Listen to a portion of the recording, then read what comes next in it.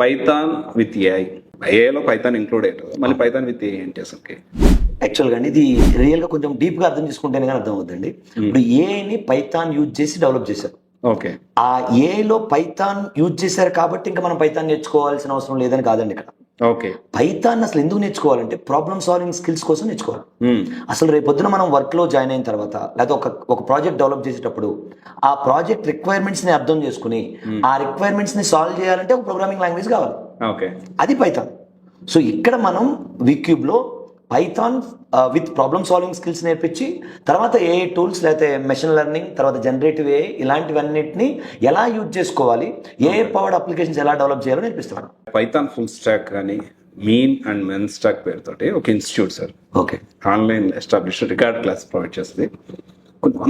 కొన్ని వేల మంది, మేబీ 1,00,000 మంది కూడా అయి ఉండొచ్చు. ఓకే, పే ఆఫ్టర్ ప్లేస్మెంట్ పేరుతోటి, లేకపోతే అప్పుడు 2020 సంగతి నేను మాట్లాడు 20 మొదలు పెట్టారు ఆ ఇన్స్టిట్యూట్. పైథాన్ నేర్పించి మార్కెట్లోకి వదిలేసింది. అంటే పైథాన్ నేర్చుకుంటే జాబ్ వస్తుందా అని ఒక ఇంప్రెషన్ అనేది ఉంది సార్. ఓకే. సో నిజంగా ఇప్పుడు పైథాన్లో జాబ్స్ ఉన్నాయంటారా, నేర్చుకోవచ్చు? యాక్చువల్గా అయితే ఫస్ట్ డైరెక్ట్ ఆన్సర్ అయితే పైథాన్లోనే ఎక్కువ ఆపర్చునిటీస్ ఉన్నాయండి. ఫస్ట్ ఇప్పుడు మీరు నాకు చెప్పినట్టు వేరే సమ్ ఇన్స్టిట్యూట్ అని చెప్పారు కదా, వాళ్ళందరూ ఏం చేస్తానంటేనండి, ఇప్పుడు ఒక స్టూడెంట్ స్టడీ అయిపోయిన తర్వాత ఒక హంగర్తో ఉంటాడు, నాకు జాబ్ కావాలనే హంగర్తో ఉంటాడు. దాన్ని క్యాచ్ చేసుకుంటున్నారు ఇన్స్టిట్యూట్స్.